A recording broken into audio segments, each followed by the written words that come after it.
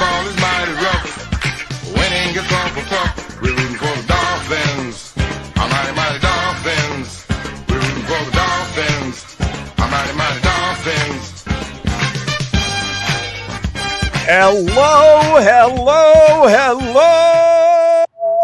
Miami Dolphin fans, and welcome to the Same Old Dolphin Show, part of the DolphinsTalk.com podcast network. I'm Josh Katzker. With me today and every day is my brother from the exact same mother, Aaron the Brain. Aaron, say hello to the people. Hello to the people. You can tell it's the beginning of the new season because we got the old countdown clock leading into the episode. We got an overlay when I start talking. We're working out the kinks, just like the Miami Dolphins. We're working out the kinks right now. It's training camp for us too, but we're back. The Same Old Dolphins Show, back again for another fantastic season here on the DolphinsTalk.com podcast network. So thank you to everybody who has been a subscriber, everybody who has reached out saying, hey, when are you guys doing a show? When are you guys coming back? I really need my Same Old Dolphin Show fix. We need you guys back. We're back. We're back.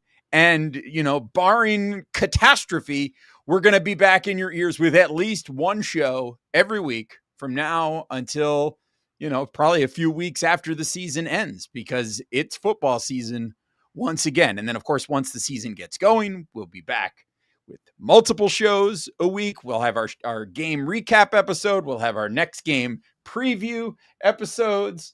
And, you know, we're going to have a lot going on. And then if that's not enough, because don't forget, you get all the other stuff that is going on the DolphinsTalk.com podcast network. I mean, Marissa Marino has been absolutely crushing it this offseason as we head towards training camp. All kinds of fantastic interviews. She just had another one today with Chris Cody from the Dan Le Batard show. So, I mean, she's been plugging them out. So if you haven't checked those out here on the DolphinsTalk.com podcast network, check that out as well. And if, you know, like I said, if that's not enough, you can also join Dolphins Talk Extra, which is our Patreon.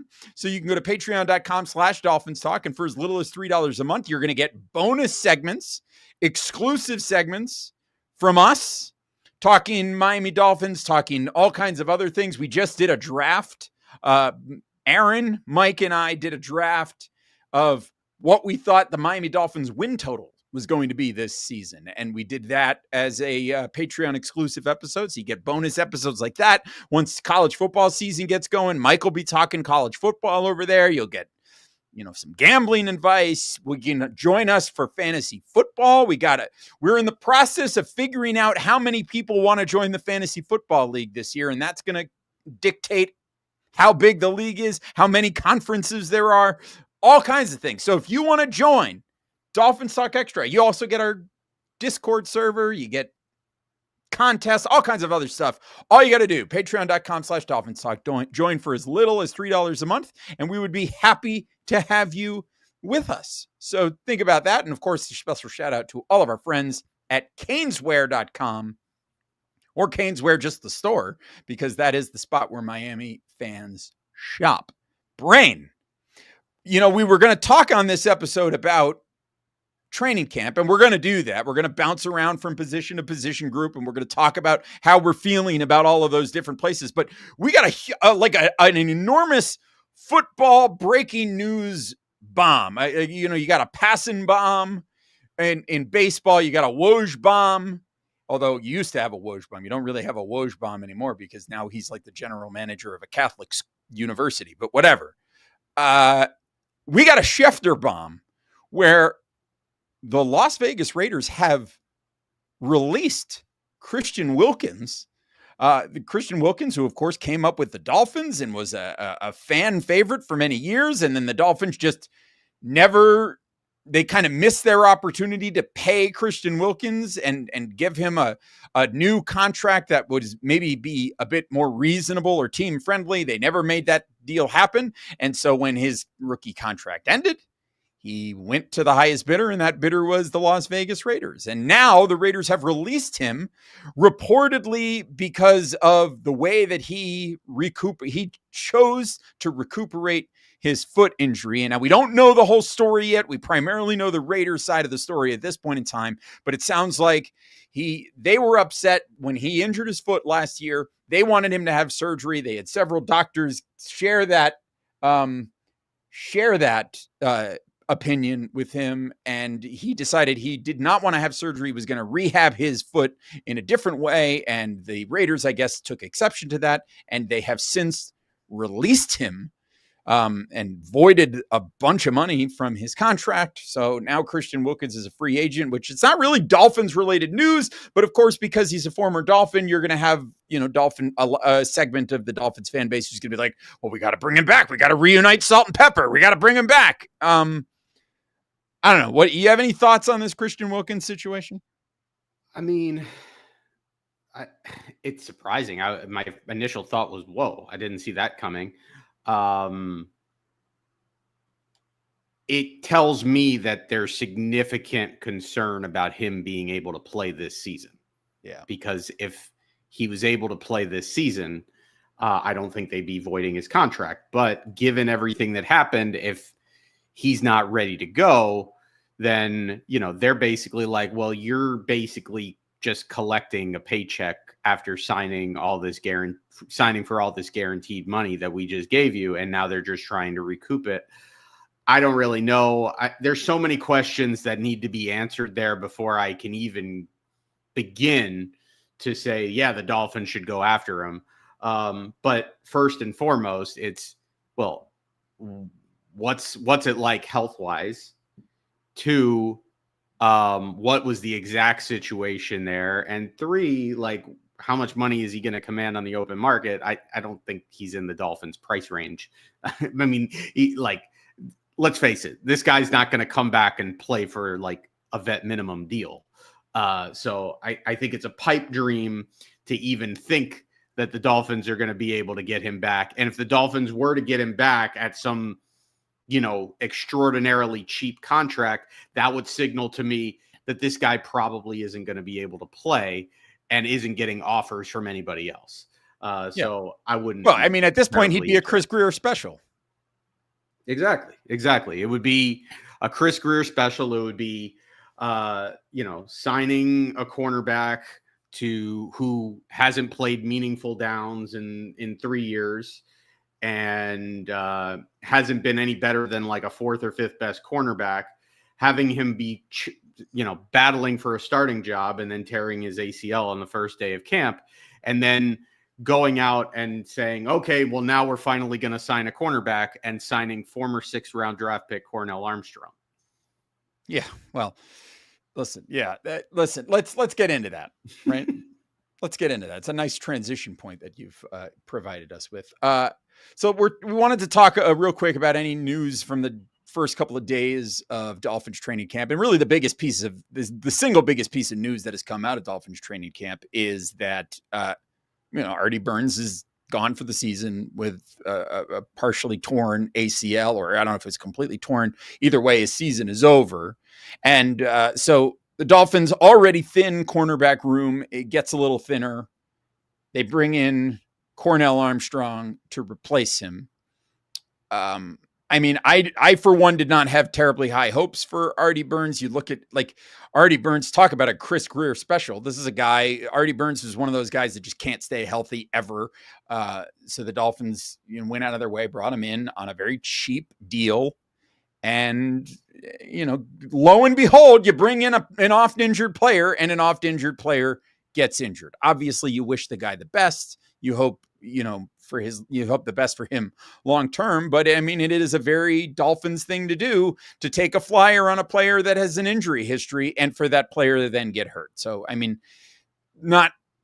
so it's unfortunately not a surprise that Artie Burns got hurt. I guess maybe it's a surprise that it happened this quickly. And it is unfortunate. You never want to see anybody get hurt, but it is what it is. But I think he is a guy that probably the Dolphins were not counting on. This was a guy that they were probably bringing in as a camp body. Maybe there was a chance that he could be, depth in the cornerback room, with primarily, being an eye towards being a special teams guy, but he gets hurt and he goes down, and they bring in Cornell Armstrong. And I think Cornell Armstrong is probably, you're looking at him in the same way.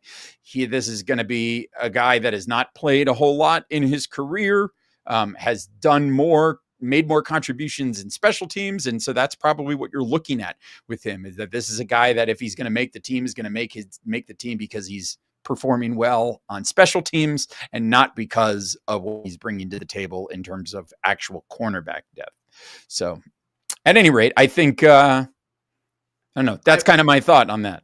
Yeah. I wish that were the case, because that would be the prudent thing to be doing with a guy like Artie Burns, is bringing him in to be a camp body who maybe challenges for a roster spot. I don't think that was the plan, unfortunately.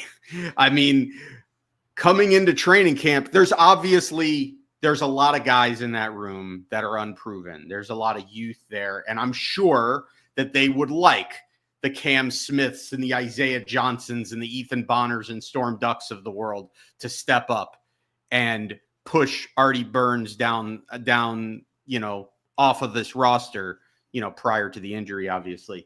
But the fact is that outside of Kader Kohu, Artie Burns was really your most solid corner, which is a sad truth of the state of affairs of that room right now, the cornerback.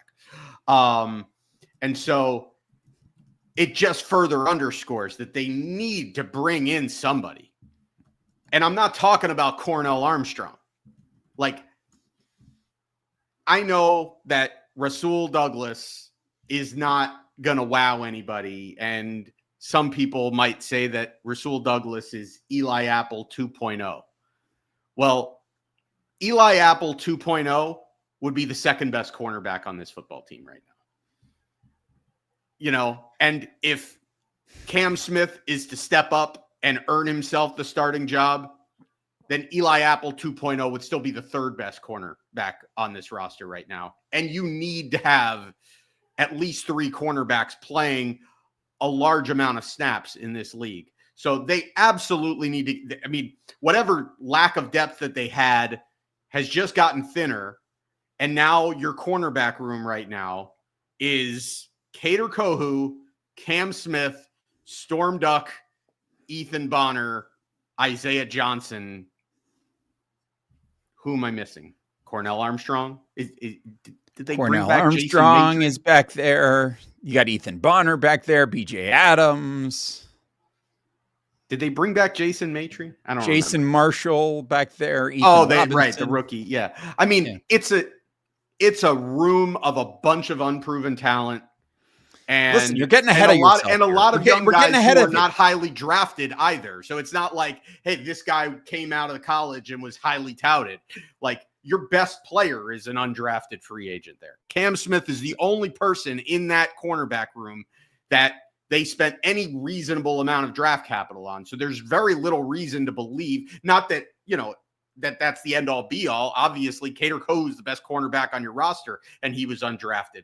But, do you want a whole cornerback room of undrafted guys? Storm Duck, undrafted. Ethan Bonner, undrafted. Jason Maitre, undrafted. Brain. We're gonna go around. We're gonna talk about all the position units in a minute. You're getting a little carried away. You're getting so excited. I'm pumped. I was a little low energy, but then I got on here and that waiting room music hit. We got a little Hansel and Raul, and yes. I'm pumped. I'm ready to go. I'm like, hey, it's football time. That's right. It's football time. And it's football time because Cap for Life is in the chat, ladies and gentlemen. Which is that, listen, if you're listening to this in podcast form, we appreciate you very much. By the way, download, rate, review, subscribe to the Same Old Dolphins Show on Apple Podcasts, Spotify, Stitcher, SoundCloud, everywhere you get your podcast. But you want to be watching live on the Dolphins Talk YouTube channel. Smash that like button, subscribe to the channel, because then you can interact with us live. Like, we got a lot of people interacting with us live tonight, and we appreciate each and every one of you. But yes, tonight, Mike in the comments says the brain is hulking up. Yes, in memory of the immortal Hulk Hogan, which I guess he's not really the immortal Hulk Hogan because he's dead. But that happens. Anyway, the plan for today's show is going to be to bounce around to talk about all the different position groups that the Dolphins have and tell you whether we think they are, whether that group, we feel good about it, we feel bad about it, or if we have questions. There is no gray room in between. It's going to fall in, each of those groups is going to fall into one of those three categories. We're doing that on purpose. So we're going to go around the position groups and we're going to talk about that today on the show. But before we do that, another story out of camp, Bryn. Largely everybody's healthy except for Liam Eichenberg, which, big loss there. I don't know. The Dolphins signed Daniel Brunskill to go perhaps in front of Liam Eichenberg on the depth chart in terms of interior offensive line. And that's a good thing. I've got a lot of people, banging down the door about how great Daniel Brunskill is. And, listen, I don't want to downplay it, but, he's a guy, and the Dolphins signed him. And so we'll see where he is. We'll get to that when we talk about the offensive line in a little bit, but we've got Daniel Brunskill in the house. But other than that, the story thus far has been that, you've got all your questionable guys on the defensive side in terms of health are all there. Bradley Chubb is there. Jalen Phillips is there. They seem to be on track, knock on wood. James Daniels, who was an injury question mark, is available. He's playing. He's not on PUP. He's participating. That's a good thing. And the only people that are on PUP other than Eichenberg is Darren Waller. And my understanding is that is more of he's kind of in a ramp up period because he just hasn't played football in a little bit. So they're kind of ramping him up, and that's why he's on PUP. We'll keep an eye on it. I'm not saying that we all need to take Mike McDaniel exactly at his word, but let's see. So that's where we are right now. As Mike says, Daniel Brunskill is no Dan Feeney. And as everybody knows, this is a pro Dan Feeney podcast.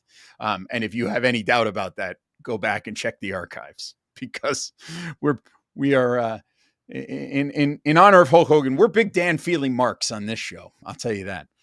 But let's get right into it, Brain. Enough beating around the bush. Let's do this training camp preview. Let's talk about the position groups. We'll start on offense, because why wouldn't we? And let's start with quarterback. The Miami Dolphins quarterbacks are obviously Tua Tagovailoa and Zach Wilson and Quinn Ewers. Brain, how do you feel about the Miami Dolphins quarterback room? Good? You got questions? Or bad? I mean, I'm not going to say that I don't have questions, but generally I feel good. I think this is the best the quarterback room has been. Really, I mean, did you feel better when Teddy Bridgewater or Jacoby Brissett were the backups? I don't know. I mean, now you have a third string quarterback who was drafted, who has some potential, and knows the offense. Do I feel great about it? I mean, at the end of the day, it's really, do you feel good about Tua? Do you feel good, bad, or have questions about Tua? I think we all have questions about Tua's durability. When he's on the field, we have questions about his ceiling, but generally, I think he's a good quarterback. I think he's a legitimate, above average to good starting quarterback in this league at worst. Yeah, and that's so I feel good about it. Yeah, I agree with you on that. Listen, everybody's got questions about Tua's durability, but in terms of what he can do for the Dolphins when he's on the field, you feel as good about that position as you could possibly feel about it. I think is the way to say it, right? You feel as good about it as you possibly can, because when Tua's on the field and he is playing at the height of his game, the Dolphins can be a very good team, and they've shown an ability to do that. So, having him at full health is a really good thing, I think, for the Dolphins. You got to feel good about that.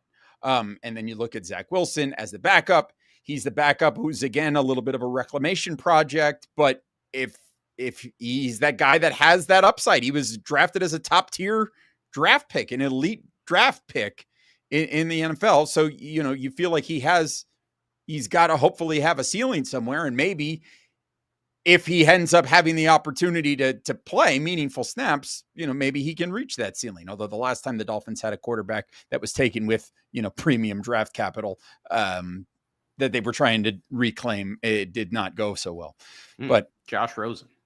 Yeah, that was a Josh Rosen reference. But anyway, and then Quinn Ewers is a rookie, and he's a little bit of a project as well. But I mean, I feel the same way about Quinn Ewers as I felt about Skylar Thompson or Mike White or Tim Boyle. It's fine. So I feel good about the Dolphins quarterback room. Let's go to the running back room. How do you feel about the Miami Dolphins running back room? Again, that's Devon Achane, it's Jalen Wright, it's Alexander Madison, it's Ollie Gordon, it's Nate Noel, and it's Alec Ingold. I think this is a good room. It's not without its questions, because the question is, can Devon Achane get back to the player that he was his rookie season compared to last year? Will Jalen Wright get in a more expanded role, which we assume is going to be a more expanded role? Will we see him pop? This is a guy the Dolphins, traded up for to draft. So we know they believe in his talent, and we saw flashes in the preseason and even a couple of flashes in the regular season. So I like that. And I think Ollie Gordon gives us a bigger physical runner that can run between the tackles. And, Ingold is a good quality fullback. And then you brought in Alexander Madison, and I think what you're going to have is you're going to have Ollie Gordon and Alexander Madison battling it out for RB3 on this football team. And I think Ollie Gordon has the inside track, being that he was a guy that's drafted and is cheaper and is going to be on team control if he makes the roster. But if it doesn't pan out, you brought in a veteran who at the very least can do some things, can take some snaps, can be a short yardage back. Even if I don't think he'll be a great one, I think it fills out the room pretty well. I feel good about this group.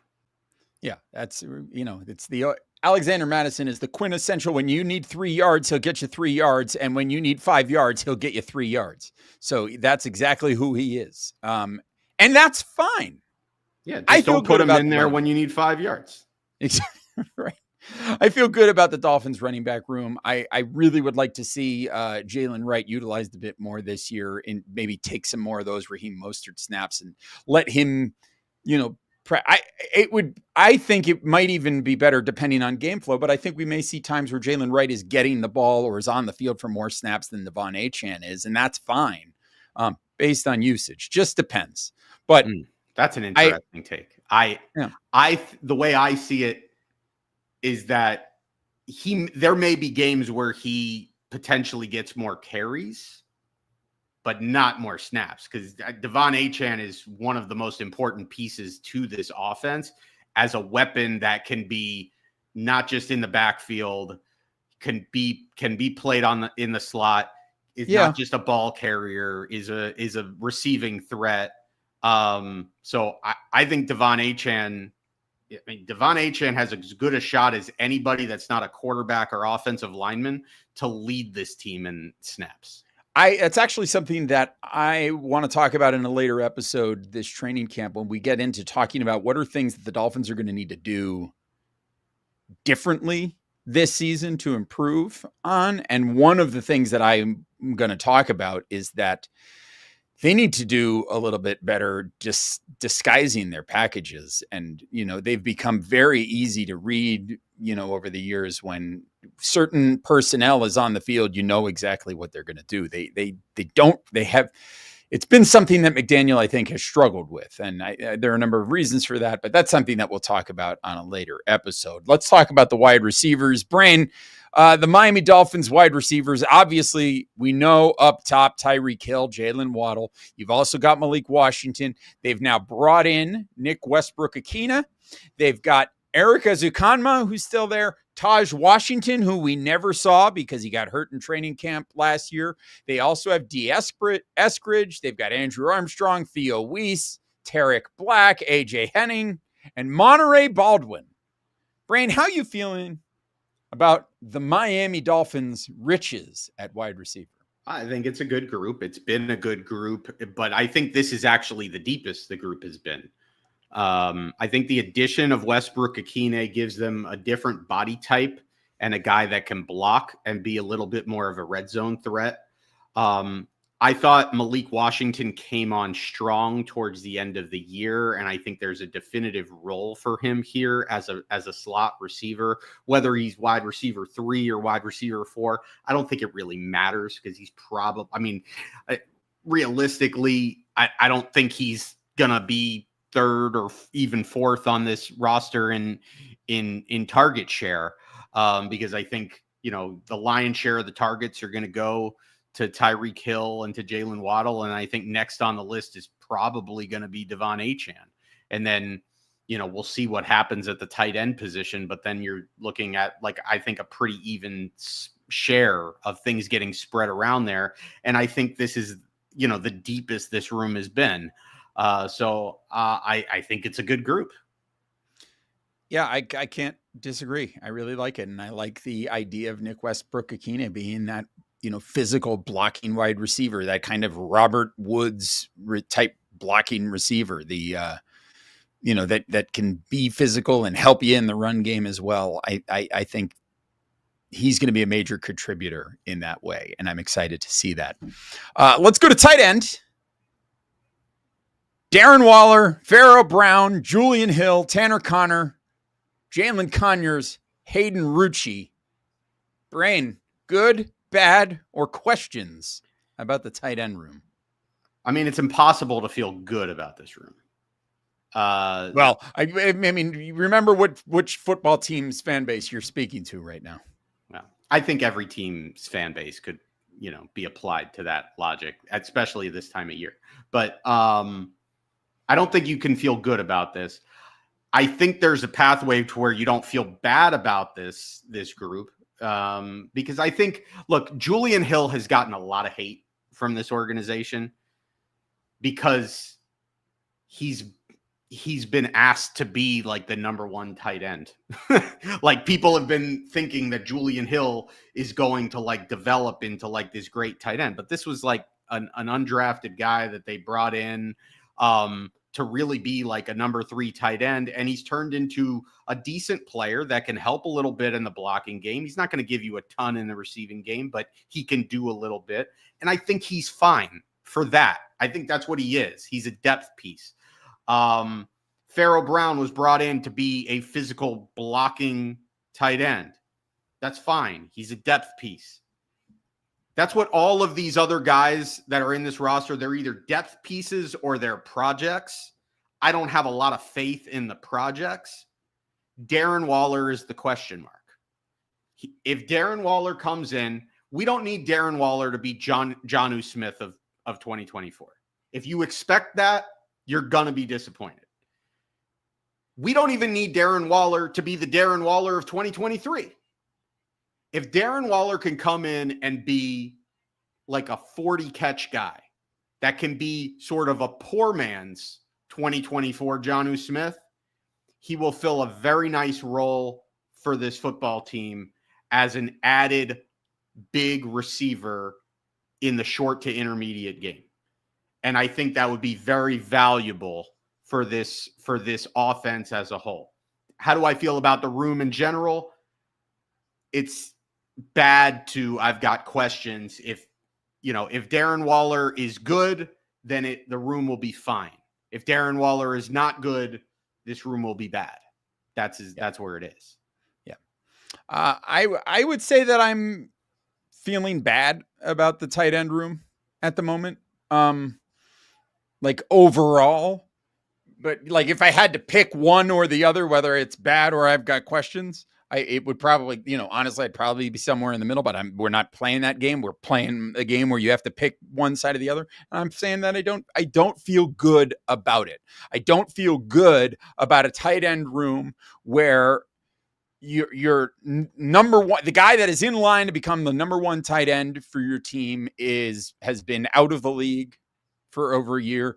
We're hearing that he's in very good shape, which, that's all fine and dandy, but he hasn't played for a while. And it's really hard to feel good about that. And then the guy who's your number 2 tight end is designed to be a blocking tight end. Now, I also understand that my view is skewed by the fact that this Dolphins offense was broken last year and relied heavily on Jonnu Smith as a kind of release valve for their offense. And so that gave him the opportunity to put up huge numbers. And now he's gone. The team have traded him away. And so I understand that that's where it feels like, but where I feel right now about the Dolphins tight end room is I feel bad. And that's okay because we still have training camp and preseason and the regular season, plenty of time for them to get me on board with the tight end room. But as of right now, I feel bad about the tight end room. I just don't like it. Should we answer this question? What is the question? If Waller was a bagel, what bagel would he be? Oh, well, you do come to the Same Old Dolphin Show for bagel talk. That's part of it. I'm going to get real Jewish here. Oh, I'm going to get real Jewish here. So do I have music for that? Let me see. Well, if you get the music, just play it. Just interrupt me.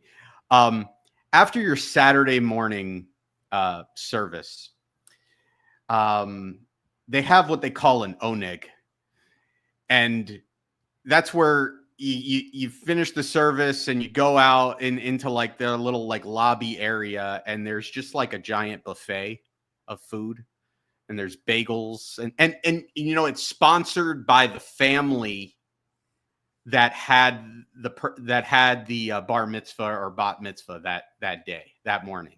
And so sometimes you get an oneg, it's kind of skimpy, and sometimes you get a really great oneg, and there's like all kinds of like whitefish salad and all kinds of different cream cheese or whatever. Anyway, at most onegs, you're gonna have bagels.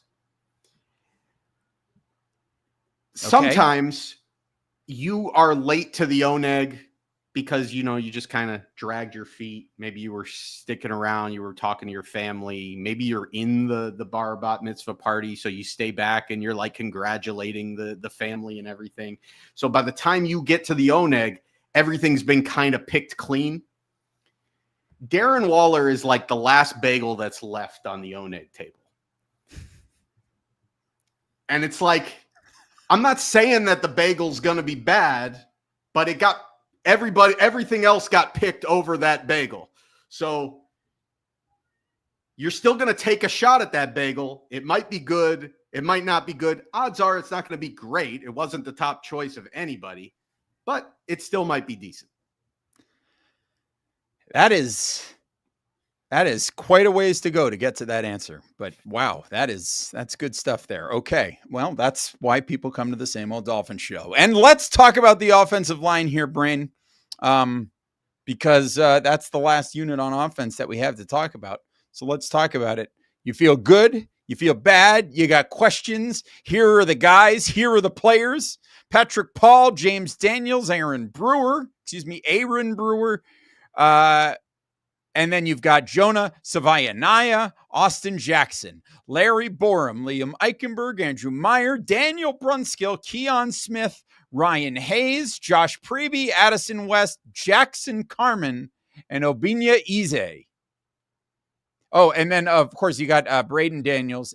And, well, we had Bayron Matos, but that was the other story, was that he was flown to a hospital with apparently lack of feeling in one side of his body. So you feel good, bad, or do you have questions about the offensive line? Can I go first on this one? You can go first. I got questions. That's where I am. I've got questions. I am not going to fault anybody from saying that they are, fired up about the offensive line, because the Dolphins have made investments in the offensive line like we've been asking them to do for a very long time. But I can't accept that the investments that they've made are automatically making the unit better than they've been. You have a significant downgrade at left tackle from Teron Armstead to Patrick Paul. Is it possible that Patrick Paul could play well and end up being a very good player? And by all accounts, he's, looking like he's in fantastic shape and he's ready to go. And, sure, it's very possible that he could have it together. And the Dolphins, might have really gotten a heck of a draft pick there a couple of years ago. But it's a question at this point. I can't take it on its face and say, I feel good about that. You have a rookie in Jonas Avayanaya at one of your guard spots. I can't say I feel good about a rookie starting on the offensive line. It took Robert Hunt a while to become Robert Hunt. It doesn't happen immediately. And I'm talking about, when I say about how I feel about it, I'm talking about this season, 2025. So I have questions about that. James Daniels was a guy that a lot of people feel very strongly about, and they really like James Daniels. And I think, frankly, I like James Daniels a lot too, but he's coming back from a major injury. And while the early reports in camp, when, seeing him running around in shorts, are that he is looking good and is looking explosive and is getting off the line of scrimmage very quickly. That's all well and good, but until I see it in a game against real opponents, like they say, live bullets, I have questions about that. And then my right tackle is Austin Jackson, who, again, is one of those guys who just cannot seem to stay healthy. So I got questions about that. Aaron Brewer, I feel good about. He's our undersized center who I like. The Daniel Brunskill as a depth piece to potentially be in front of Liam Eichenberg is fine and dandy. Larry Borum, I'm really worried about. Daniel Brunskill, we're happy about that. Andrew Meyer remains a question mark. Keon Smith remains an enormous question mark. And, the rest of the guys there are just guys. And so my thought on the offensive line is, I just think if you're looking at that offensive line and you're saying right now, I feel good about the Miami Dolphins offensive line, I got questions. Yeah. I think at the very least, you have to have questions. I think if you are literally saying, I feel good about this offensive line, you're looking at the world through aqua and orange glasses, and you probably think this is a Super Bowl contending team. Because, quite frankly, it's the biggest question mark on the offensive side of the football. We've all said, aside from Tua's durability, but we've all said that, when Tua's healthy, he's a good quarterback. You feel good about that position. We feel good about the running backs. We feel good about the wide receivers. The tight ends, we have questions. Even if we feel bad, it's like, whatever. This is not a team that, granted, Jonnu Smith had a big role last year. I don't think the idea of this offense is to have the tight end have that big of a role as Jonnu Smith had last year. That was kind of a symptom of everything else that went wrong for this team last year. The inability to block for more than 2 seconds, the inability to run the ball, the inability to stretch the field because you couldn't keep defenses honest because you couldn't run against light boxes. I think ideally you want to be able to run the ball against light boxes, and when teams load up the box, then you can beat them down the field. That starts with the offensive line. That starts with your guards playing much, much better so that you can actually run the ball on early downs and not get put into these 3rd and long situations that they were in far too many times last season. And you could feel better about the offensive line this year because you like the pickup of James Daniels and you like Jonas Avayanaya and you are, optimistic about Patrick Paul and, Austin Jackson, when healthy the last 2 years, has looked very good. I can understand the argument there, but there's a lot of ifs. There's a lot of questions to get to the point where you feel good about this offensive line. We're just not there yet. And the addition of Daniel Brunskill, okay, that's fine. I'm not going to jump up for joy because we got an interior offensive lineman. I like the move. That's fine. I think we needed some depth on the interior offensive lineman, on the interior offensive line. That's great. But who's your swing tackle? Right now, it seems like the plan is that your starting tackles are Patrick Paul and Austin Jackson, and you have a battle for swing tackle of Keon Smith, who has had no real playing time. He's had some playing time, mostly in mop-up duty. No legitimate shot. and he did not play at all last year because he was injured in the preseason. And Larry Borum, who is objectively bad, in his previous spot, and came here with the stigma of a Liam Eichenberg. So I don't know how you can feel good about your swing tackle situation. Now, if you say, I feel good about our starting five, I'd still say I have questions, but I'd understand it. But how many Dolphins seasons do we need to watch where there are multiple injuries on the offensive line to where you can say, well, I feel good about my starting five, and thus I feel good about the offensive line? There haven't been any in like the last decade. Yeah. I mean, that's really the thing. So, yeah, I think it's fair to say that we've got questions about the offensive line. Let's get good answers to the offensive line. If the Dolphins can answer those questions in the positive, then that's going to be the kind of thing that points us in the right direction going forward. I guess we should touch on special teams here. We've gone a little long in the show here. We're a little long in the tooth here. We haven't even gotten to defense yet. Brain, do you think we ought to keep going? We're going to chug all the way through it. Brain says keep going. I don't think we need to spend that much time on special teams. How do you feel about special teams? Good, bad, or questions? I mean, I got questions, but I feel better about it knowing that Danny Crossman's not here. Yeah, there you go. That's all you need to know. So the answer is good. All right, let's move to defense. Brain, I'm going to save the best for last. So let's start on the defensive line, which, and this is great because the defensive line has Zach Sealer, who was pointed out in the chat here.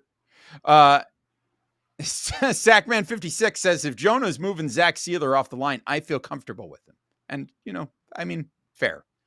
Although I'll say it's a practice with shorts, right? In no pads with shorts. So you got to take all that with a grain of salt. So let's take a look at that offensive line: Kenneth Grant, Benito Jones, Zach Sealer, Matt Dickerson, Jordan Phillips, Matthew Butler, Ben Stilley, Zeke Biggers, Alex Huntley. We can include the linebackers and edge guys in that, Jalen Phillips and Bradley Chubb, Quentin Bell, Chop Robinson, Cameron I think Good, we should address those separately. Okay, great. So let's talk about that. Let's talk Kenneth Grant, Benito Jones, Zach Sealer, Matt Dickerson, Jordan Phillips, Matthew Butler, Zeke Biggers, Ben Stilley, Alex Huntley. How do you feel about those guys? I lean good, but I have questions about the depth. Yeah, I feel good. It's a depth question ultimately, but I feel good about the unit as a whole. I think that they're relying a lot on two rookies. I look, you're asking you're clearly needing Zach Sealer to play a lot and play at a high level, which he's done. And you invested a first round pick, the number 13 pick, on Kenneth Grant, and you need to see him come in and immediately make a big impact. But he's a rookie. Like, if you're going to say what you're going to say about Jonas Avainea as a second round pick, I think it's fair to say the same thing about Kenneth Grant, even though he's a first round pick, which is like, do we really know that Kenneth Grant is going to come in and be great right out the gate? Because if he's not, then this group is not good.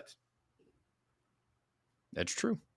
Because there's not a lot. Because if Kenneth Grant isn't really good out of the gate, well, how do you feel about Jordan Phillips coming out of the gate as a fifth round pick? Because right now, Jordan Phillips probably has the inside track as being your third best interior defensive lineman. Like, they need a guy there. They need a veteran there. I don't know that they're going to sign one. And so if Kenneth Grant, and the thing is, with Kenneth Grant, the biggest question mark coming out of college is, like, what does he look like when he plays a lot of snaps? Because he was at his best when he was being rotated in and out as part of just an incredibly deep and talented defensive line with Michigan. If Kenneth Grant is going to have to come in and play 40 to 50 snaps as a rookie, is he in shape to do it? Can he be consistent enough to do it? And if not, is this just going to be what we saw last year, which was when Calais Campbell and Zach Sealer were on the field together, this interior defensive line was great. But when one of them went out, it was a mess. I think we're probably closer to that. Yeah. Well, I mean, that's a fair way of looking at it. So you feel you got questions? I got questions. Yeah, I would say I've got questions. I would say I'm leaning more towards the bad side, but I see a pat. Like if Kenneth Grant is great, then I feel good. All right. Well, fair enough. Well, let's talk about those other guys. The guys on the outside: Jalen Phillips, Bradley Chubb, Quentin Bell, Chop Robinson, Mo Kamara, Cam Good, Grayson Murray, Derek McClendon. Feel about that edge group? The edge group is the most interesting group on the entire roster to me because it is the most talented group, maybe save for wide receiver, but I've got questions. You can't feel good about it because your two best players in the edge group can't stay healthy historically. So if Bradley Chubb and Jalen Phillips stay healthy and you get first off, if those two guys stay healthy and Chop Robinson stays healthy, you're going to see an even better Chop Robinson because all three of those guys will have an amplifying effect on each other. If you get those three guys healthy together for the entire season, this will be one of the best edge groups in the entire league. That's my take. But that's a huge if because Jalen Phillips and Bradley Chubb historically can't stay healthy. Yeah, that is again, that's the key to the entire thing. It's the key to the entire thing. If that unit can stay healthy and play at the height of their abilities of what they've been, they can reach their ceilings as players and stay healthy and do it all season. You're talking about a group that is going to be able to some extent, minimize some other questions that we have about other units on this team defensively. If that unit can, like, I would probably argue that unit is the key to the entire defense having success this season. I think you could make that argument. So I'm with you. I got questions, but let's keep going. Let's take a look at those linebackers: Tyrell Dodson, Jordan Brooks, Willie Gay, KJ Britt, Channing Tindall is still here, Eugene Asante, Daquan Jackson. Brain, you feel about that linebacker core? I feel good. I don't think it's like an elite group, but I think it's a good group. I think it's the deepest and best this group has been as a whole in a while. Jordan Brooks had a really nice year for this team. I think we're good there. I think Dodson did enough last year to where you feel at the very least okay with him being there. And then adding KJ Britt and Willie Gay, you're bringing in depth at linebacker with guys that can get the job done, that can play meaningful snaps for you if need be, so that you're not relying on Channing Tindall, who's probably going to be shown the door after this preseason. Yeah, totally agree with you there. I'm feeling very good about that unit. Let's go to the safety room, and I'm kind of moving through these a little quickly because I know we've got a big conversation coming up here. Let's go to safety. Ifeatu Melifonwu, Minkah Fitzpatrick, Ashton Davis, Elijah Campbell, Dante Trader Jr., Patrick McMorris, Jordan Colbert, John Saunders Jr. Brain, the safety room.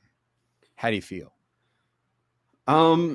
I got questions. I think when they brought in Minkah Fitzpatrick, it went from bad to I've got questions. Yeah, because I think Minkah Fitzpatrick to some extent legitimizes the group. It gives you somebody that has played safety at a high level. Yes. And so I think it definitely raises the floor of the group. I've got questions as to how good Melifonwu will be and how many games he will play. I have questions about how good Ashton Davis can be. I have questions about, can Patrick McMorris crack, safety 3? And like, how are these guys going to be used? I've got legitimate questions.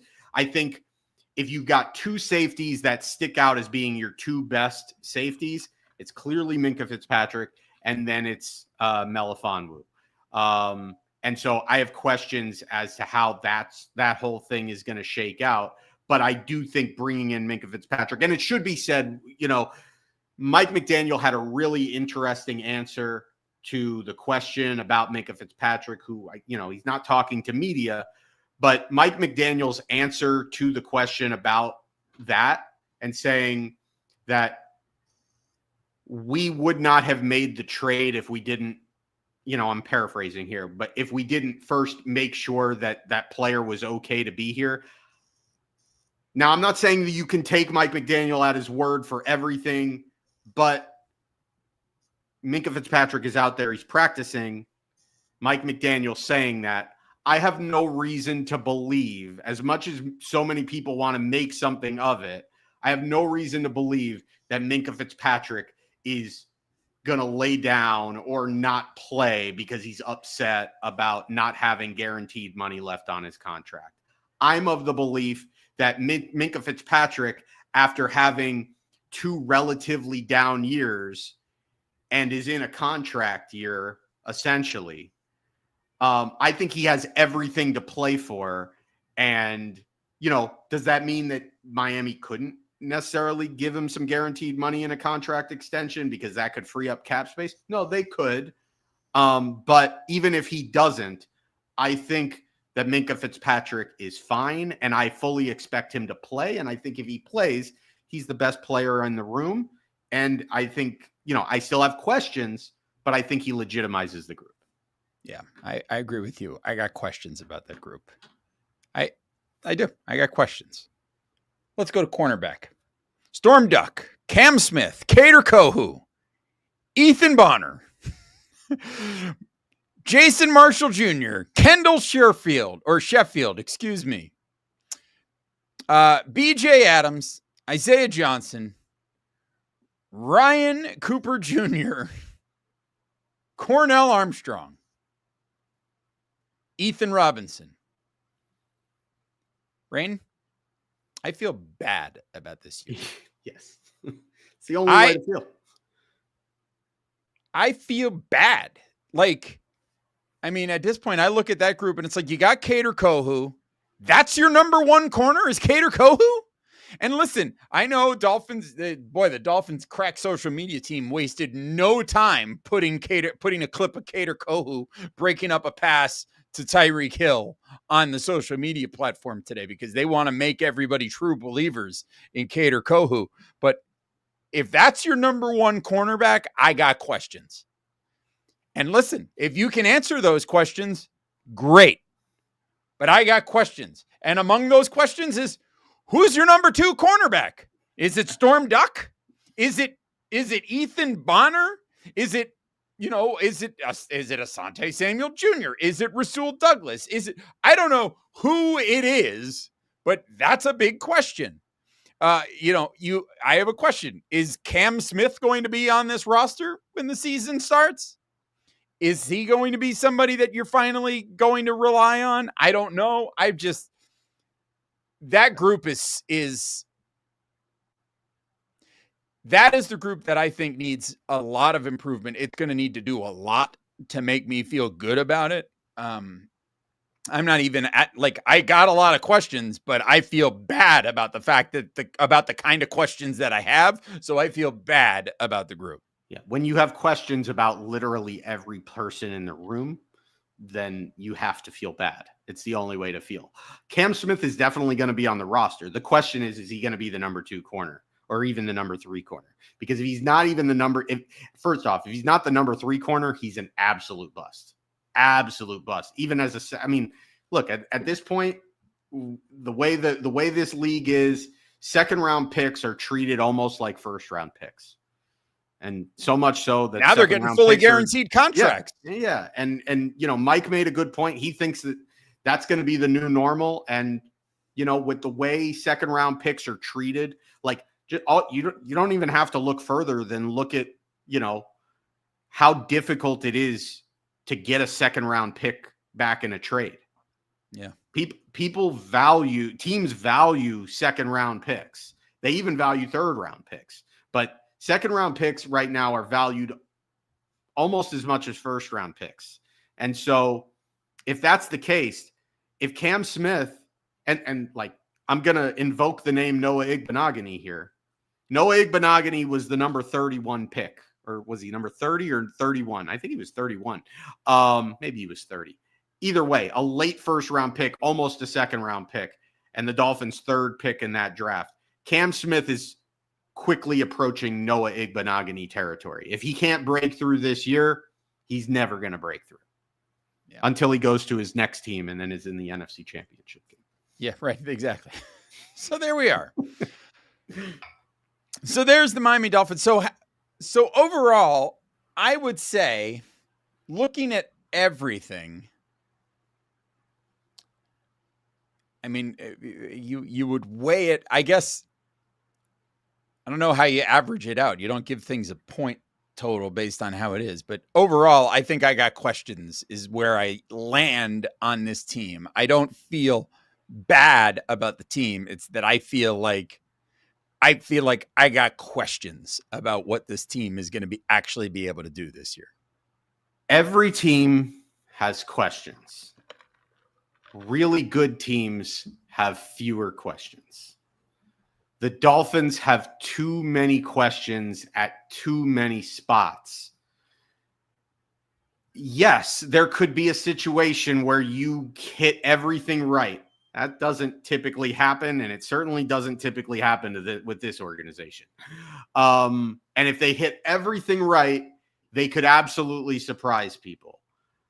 But they've got too many questions. I mean, you've got, like, even the rooms that you feel the best about. You feel good about quarterback, and you've got a question about your starting quarterback's durability. You feel good. You feel like your most talented group might be your edge group. But two of the three guys that you're counting on to make that group the elite group that it is have injury issues. You feel good about, the additions that you've made on the offensive line, but where's the depth? And how's Patrick Paul going to play at left tackle? If any one of those players don't work out, it's going to become a nightmare very quickly. And that's the case at offensive line. That's the case at defensive line. Maybe not so much the case at edge, but it's certainly the case at safety. And it's already a nightmare at corner.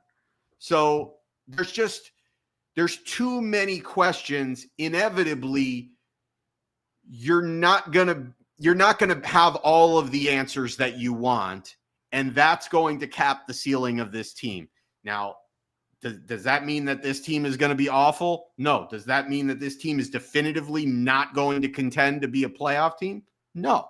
I think I'm more bullish on this team than most people on this podcast network, which is crazy to me because that's not historically how it's been. But I still am not going to sit here and say that I have high expectations for this team because there are just far too many questions. I think that's well said. And I think that's where we're going to wrap up this episode of the Same Old Dolphin Show. Make sure that you download, rate, review, and subscribe to the Same Old Dolphin Show on Apple Podcasts, Spotify, Stitcher, SoundCloud, everywhere you get your podcast. Make sure you go to caneswear.com and get yourself some gear. Make sure you go to Dolphins Talk Extra, patreon.com/Dolphins Talk. Folks, $3 a month. And if you subscribe for the year, it's even cheaper than that on a monthly basis. So join the fun over there at Dolphins Talk Extra. We'd appreciate that. Leave us a rating, leave us a review. We appreciate all of that. Make sure you're visiting dolphinstalk.com each and every day for all the latest Dolphins news and information. Thank you, Phil Montgomery. We're very happy to be back. Very happy to be back with John Featherland and Finn Spin and Malcolm Stewart and Robert Ashton and David DeGraffenreid and Jimmy Todd Wilhite. I mean, we got all the buds here. We're super stoked to be with all of you. Really excited to be back for football. So make sure you're checking everything out. Check out Marissa Marino's, all the great work that she's done this offseason. And here we go. We're doing it. We're gonna be back here in your ears every week. And of course, remember, extra shows on Dolphins Talk Extra. So be a subscriber today. Thank you as always for listening. Brain, any final words for the people? Hey, man, it's football time. Buckle up. Let's go. Let's go. Well, then, for Aaron the Brain, I'll talk to you again next time. Take care of yourselves and each other. And as always, go Dolphins! Not going to lie, a really good Oneg right now would hit the spot.